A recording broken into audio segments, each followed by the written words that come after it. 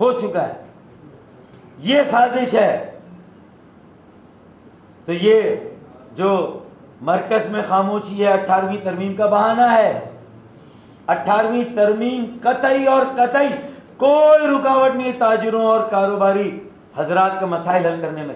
अरे जब NCOC का फैसला आ गया तो NCOC कुछ और कह रही है, मुराद अली शाह कोई और जबान बोल रहे हैं। इसलिए कि उनके खरबों रुपए की इन्वेस्टमेंट होनी कराची में।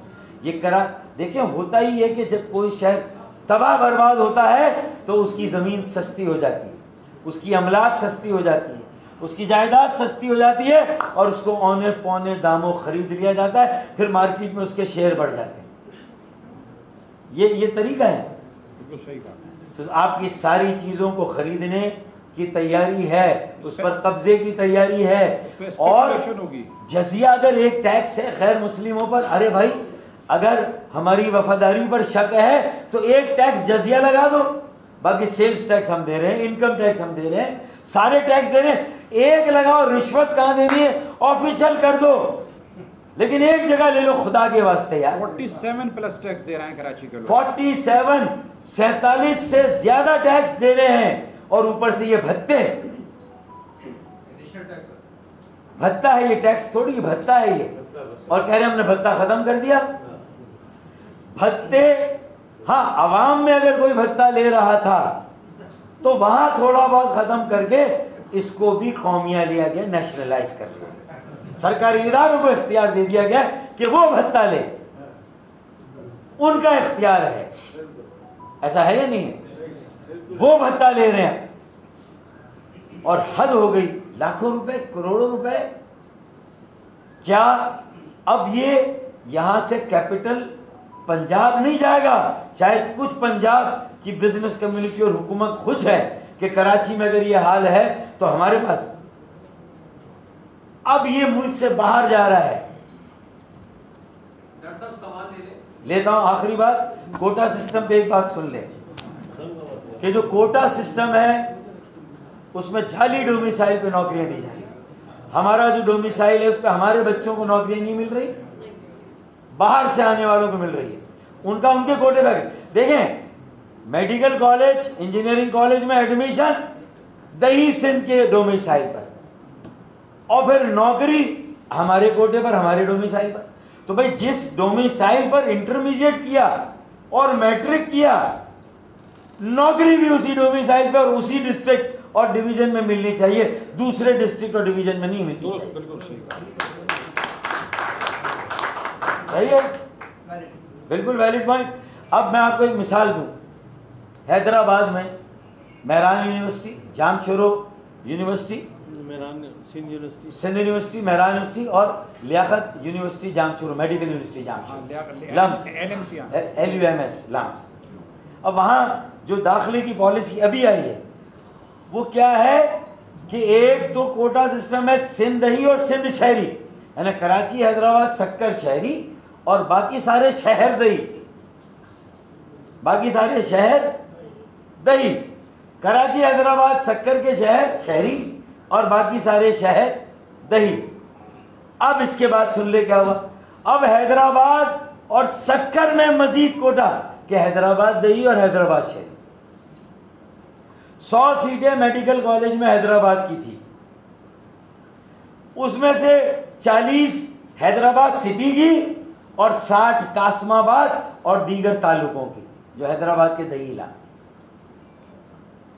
अब ये बताएं, हम जो ये बात कर रहे हैं अपने सिंधी भाइयों, बहनों, बेटों, बेटियों के खिलाफ नहीं कर रहे हैं, इस पॉलिसी के खिलाफ कर रहे हैं जो बहन को बहन और भाई को भाई से लड़ाने की तैयारी।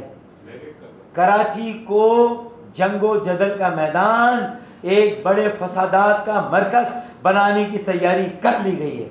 ये कारोबार और तिजारत छिन कर ली, जराइम को हवा दे के। स्ट्रीट क्राइम कितना बढ़ गया है, स्नैचिंग कितनी बढ़ गई है या नहीं है? सही बात। तो अब हैदराबाद के अंदर अलग कोटा, हैदराबाद में भी दही और शहरी, सक्कर में भी शहरी और दही, और अब कराची में भी ये शहरी और दही का फैसला होने वाला है। अब आप कर लें अब इसके बाद अब मुझे ये इत्तला, मैं आखिरी बात शेयर करूँ कि कुछ समंदर पार पाकिस्तानी मैं नहीं चाहता, मुझ तक ये बात आई, मैंने उनको रोका है।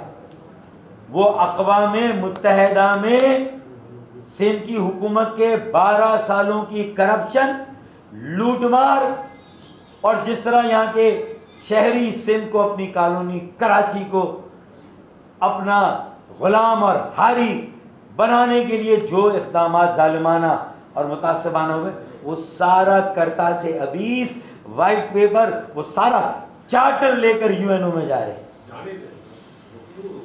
नहीं देखें, ये अमल गोया के मुल्क के ख़िलाफ़ समझा जाता है, ये इसका तासुर है। और जाहिर है कि हम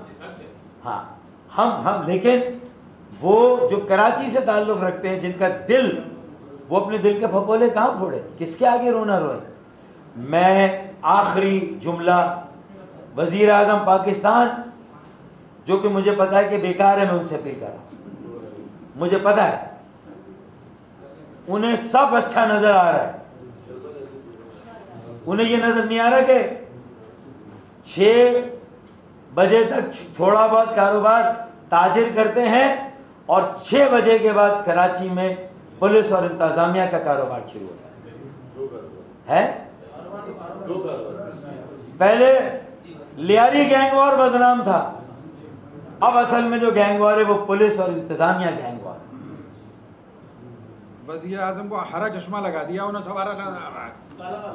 अच्छा, अब वज़ीर आज़म से भी मैं कम से कम फॉर्मेलिटी ये पूरी करता हूँ कि उनसे भी कहूँ, उसके बाद chief justice of Pakistan, supreme court से मैं कहता हूँ, और आखिर में chief of the army staff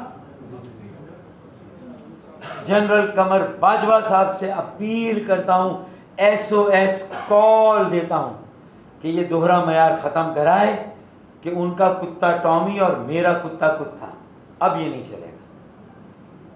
ये डबल स्टैंडर्ड ख़त्म कराएं, ये जो नफ़रतों के बीच बोए गए हैं इन्हें ख़त्म करें। एक घर और मरकज़ जो पूरे मुल्क को चला रहा है, उसे जलाने का अमल रुकवाएं। 12 सालों में जो हुक्मरानी है, इसका हिसाब लिया जाए, कोई कमीशन बनाया जाए। जो गुज़िश्ता 12 सालों में 18वीं तरमीम के बाद जो इजाफी इख्तियार मिला, वसाइल मिले, 7वें कौमी मालियाती कमीशन के बाद जो वसाइल और इख्तियारात मिले, उसका हिसाब हमें चाहिए। हमारे खून पसीने की कमाई है, हमारे टैक्सों का पैसा है, हमें उसका हिसाब चाहिए।